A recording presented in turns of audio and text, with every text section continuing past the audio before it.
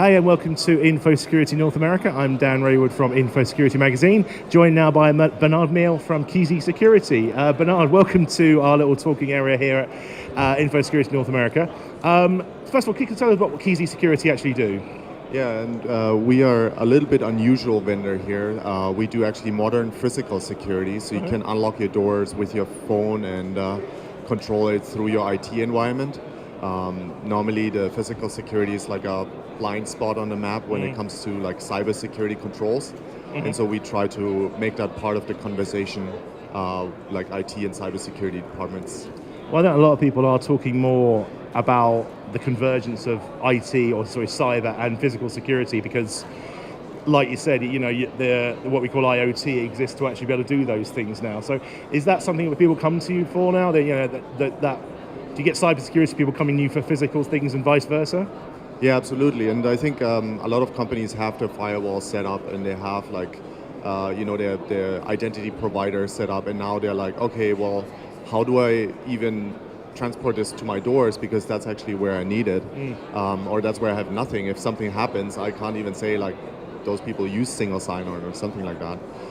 So they're definitely getting a more holistic view, simply because they have a better foundation. Like they have their Active Directory and they have their single sign-ons and they have that base. And now they can just expand that to like all the areas where previously it hasn't been anything.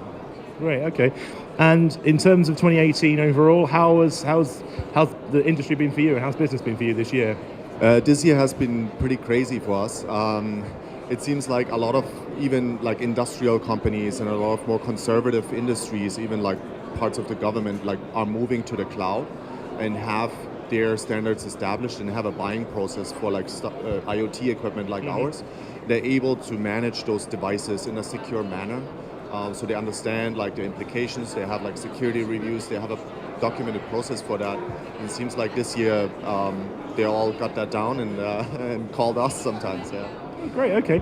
And just one final question, how has the show been for you? Is this your first time here? Show has been great. It's the first time here.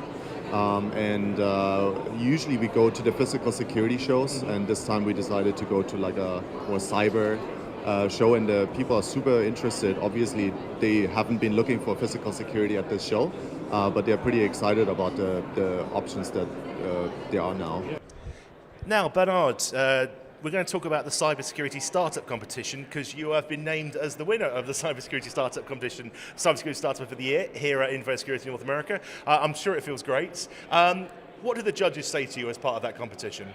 Yeah, so the funny thing is actually that I was a little surprised to win this as a physical security startup in the cyberspace, but yeah, they had good reasons, and I asked them specifically about that.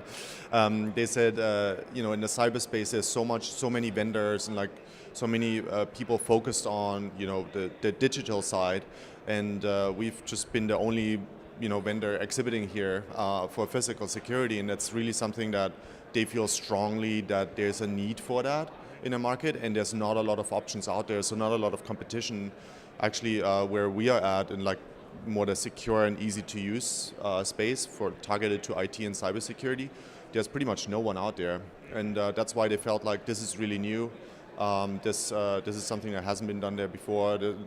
With a lot of the other cybersecurity things, there's often like already an open source version of something out there, and so that's what they really liked.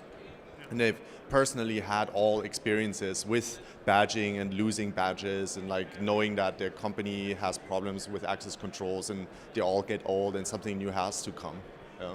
Well, I think it's great news, and I think it's good to see something different. I think, like you said, and that's maybe the judges recognise the new concept. You're crossing over, like we talked about in the earlier video, about crossing between physical and cyber security and that convergence of the two.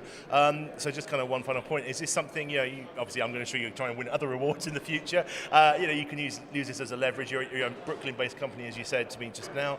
Do you see the cybersecurity industry as something you think you can move further into in future with this, and obviously use this to leverage your competition win?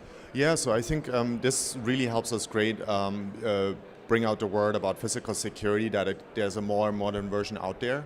And we are planning to do that even more in the future, because a lot of the guys are not, or people in the space are not even aware that there can be something new. So a lot of our work is around, hey, let's raise awareness about this topic and like show them a better alternative. And I think in the cyberspace, maybe one more topic is like blockchain and AI.